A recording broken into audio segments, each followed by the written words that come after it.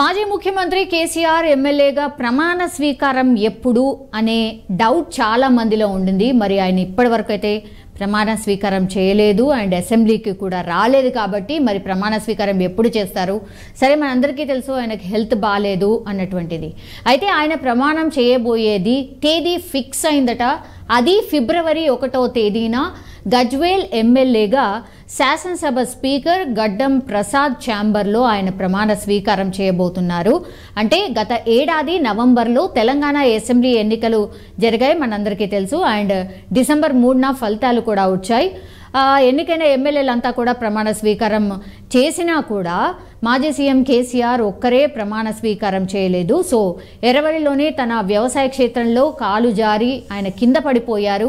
తీవ్ర గాయం కూడా అయింది. అనంతరం ఆయనకు ఆపరేషన్ కూడా జరిగింది. పూర్తిగా ఆయన రెస్ట్ తీసుకుంటున్నారు, ఇదందరికీ తెలిసిందే. దీంతో ఆయన ప్రమాణ స్వీకారానికి దూరంగా ఉండిపోయారు. అంటే 119 మంది ఎవరైతే ఎమ్మెల్యేలు ఉండేనో 119 మందిలో 118 మందే ప్రమాణ స్వీకారం చేశారు. మాజీ సీఎం కేసీఆర్ మాత్రమే ఇంకా ప్రమాణ స్వీకారం చేయలేదు. ఆయన గజ్వేల్ నుంచి గెలుపొందారు. సో త్వరలోనే ఆయన ప్రజాక్షేత్రంలోకి వస్తానని కూడా నిన్న పార్టీ నేతల సమావేశంలో కూడా కేసీఆర్ వెల్లడించారు. ఎందుకంటే ఇప్పుడు రాబోయేది కూడా పార్లమెంట్ ఎలక్షన్స్ కాబట్టి మళ్ళీ యాక్టివ్ కాబోతున్నారు. ఫ్రీక్వెంట్గా లీడర్స్ని కూడా కలుస్తున్నారు. సో ఎట్లా వ్యవహరించాలి అండ్ పార్లమెంట్ ఎన్నికల్లో వ్యూహం ఏంటి అనేది ఎక్కువ మటుకి పార్టీ నేతలతో టచ్లోకి వెళ్ళడం అండ్ రెగ్యులర్గా పార్టీకి సంబంధించిన అప్డేట్స్ తెలుసుకోవడం ఇవన్నీ జరుగుతున్నాయి. అండ్ దెన్ స్ట్రాటజీ కూడా చెప్తూ ఉన్నారు. సో ఈ నేపథ్యంలోనే వచ్చే నెల 1వ తేదీన అంటే ఫిబ్రవరి 1న ఆయన ప్రమాణ స్వీకారం చేయబోతున్నారు. అండ్ అసెంబ్లీలో బీఆర్ఎస్ పక్ష నేతగా కూడా కేసీఆర్నే పార్టీ ఎమ్మెల్యేలు ఎన్నుకున్నారు. ఇది కూడా మనందరికీ తెలిసిందే. పార్లమెంట్ ఎన్నికలు సమీపిస్తూ ఉండడం అండ్ నేతలు పక్కదారి చూస్తూ ఉండడం, ఇప్పుడు సీనియర్లు ఎవరికి నచ్చినట్టు వాళ్ళు మాట్లాడుతూ ఉన్నారు. సో క్యాడర్లో ఒక అయోమయం అండ్ ఒక కన్ఫ్యూజన్ కూడా నెలకొంది.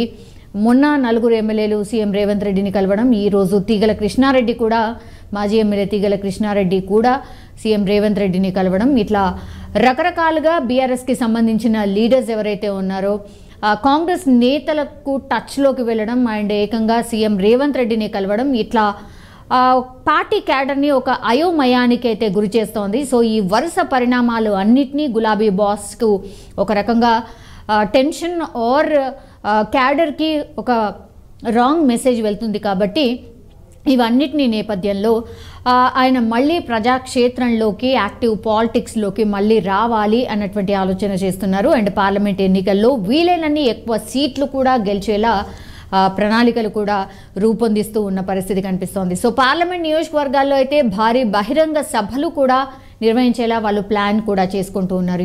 పార్టీలు ఏవైనా సరే ఎన్నికలు వచ్చినప్పుడల్లా జనాల్లో ఉండడానికి ట్రై చేయాలి. అండ్ ఇప్పుడు బీఆర్ఎస్ పార్టీ ఓడిపోయిన తర్వాత కాంగ్రెస్ని ఢీకొట్టాలి. కాబట్టి ఇప్పుడు అవన్నిటినీ అంటే గతంలో చేసినటువంటి మిస్టేక్ ఏంటి, ఇప్పుడు మనం ప్రజల్లోకి వెళ్ళినప్పుడు ఏం చెప్పాలి, ఎంత చేరువుగా ఉండాలి, ప్రజలకు ఏం చెప్పి కనెక్ట్ కావాలి మళ్ళీ పార్టీ అనేది పూర్తిగా ఒక ఎక్సర్సైజ్ అయితే చేసినట్టు కనిపిస్తోంది.